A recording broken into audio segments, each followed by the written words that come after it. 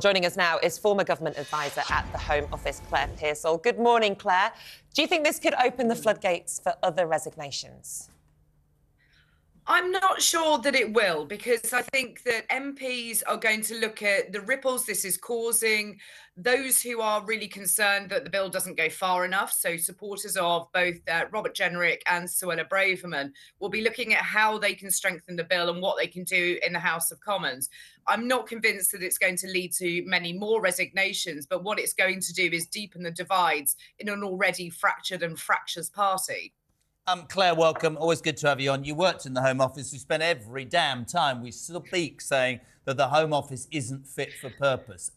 Whatever your view, listening to this morning, of Rwanda, he really has stuck himself absolutely on this, hasn't he, Sunak? And the Tory party is famous for tearing itself apart. I'll read you something from the Mail I've read already this morning. Don't ministers understand how heartily sick the British public are of their endless indulgent posturing? The only person these histrionics help is Keir Starmer, who they seem hell-bent on making look statesmanlike and electable. Why the hell can't the Tory party deal with this, or at least prepare or offer something that's better, Claire Pearsall? You worked in the Home Office. It's a joke. Do you know what? I can't disagree with the word you've just said.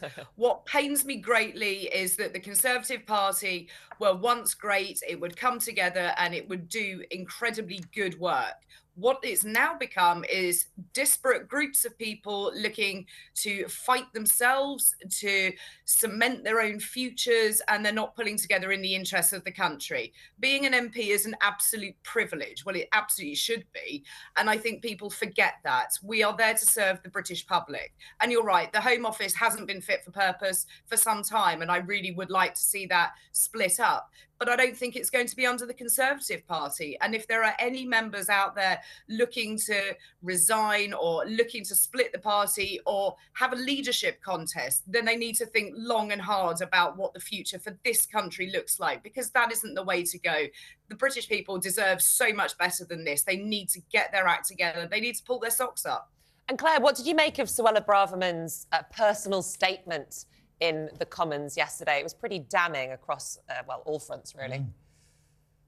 It's not much more than you would expect, given that she wrote that incredible letter not that long ago, 3 pages of a sort of breakup letter. Her divorce proceedings started at that point. So I'm not surprised. I don't think it had quite the impact she thought it was going to. It contained all of the information that you thought. She was unhappy that the bill didn't go far enough. She's predicting doom and gloom and the annihilation of the Conservative Party. It seemed really self-indulgent at a time where we just heard about the Hillsborough disaster. So you'd had the Justice Secretary talking about a very important matter. And then it felt as if the whole mood changed. But you could see at that point that the afternoon was going to go rapidly downhill. There was the emergency legislation coming forward. And of course, Rishi Sunak was addressing the 1922 backbench committee.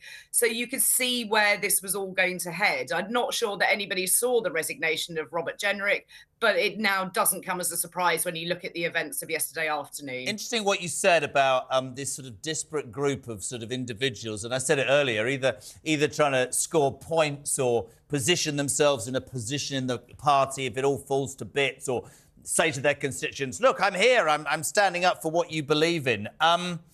Suella Braverman, Liz Truss, Robert Jenrick, whatever. I think Sunak suddenly realised, if he didn't realise before, that it's a pretty impossible job. There are many people in this building, many people I know as well, who would say that what the Tory party needs to do is lose, go back into opposition and look at itself. Because I said it earlier, Claire, this has been going on since Maastricht in 1997. They seem incapable of getting over this European question. We're now at the ECHR and Rwanda. And I say it every day. If somebody has not got the foresight in the Tory party, or in fact in any party, to say we need to sort out the 170,000 waiting list, then they're missing the point. Because I'm not buying what people say when they say I'm not bothered about immigration. It is one of the major important things the next election will be fought on. And the Tory party do not seem, could be wrong, to have an answer, do they? Unfortunately, they don't. They seem to be following many different agendas. There are many different people pulling in all sorts of directions and all seemingly quite happy to break international law, which, given that we are always meant to be the party of law and order, comes as a very, very big surprise. I think that sometime in opposition to perhaps regather your thoughts is not a bad thing, but they need to have their act together. Otherwise, you are out of power for at least a decade. So it's really now over to the members of parliament to start pulling together in something that looks like a cohesive partnership. I'm not sure that's going to happen. You've got an awful lot of very angry people. You've got a lot of posturing to become the next leader of the party, which is very disappointing. We've been through so many of them. So I think that right now they need to perhaps stop talking to each other, start listening to the general public, and start behaving in a much more grown-up manner. Absolutely. Well, Absolutely. we're not often in agreement there, Jeremy, but we were just we're different politically, but it frustrates me. It frustrates me that they've scored so many own goals and they still keep damn well fighting. Well, they should be looking at what's going on in the country and the world and doing that, because that's what we elect them to do. Absolutely. Well, thank you to Claire Pearsall Thanks, mate. for joining us this morning.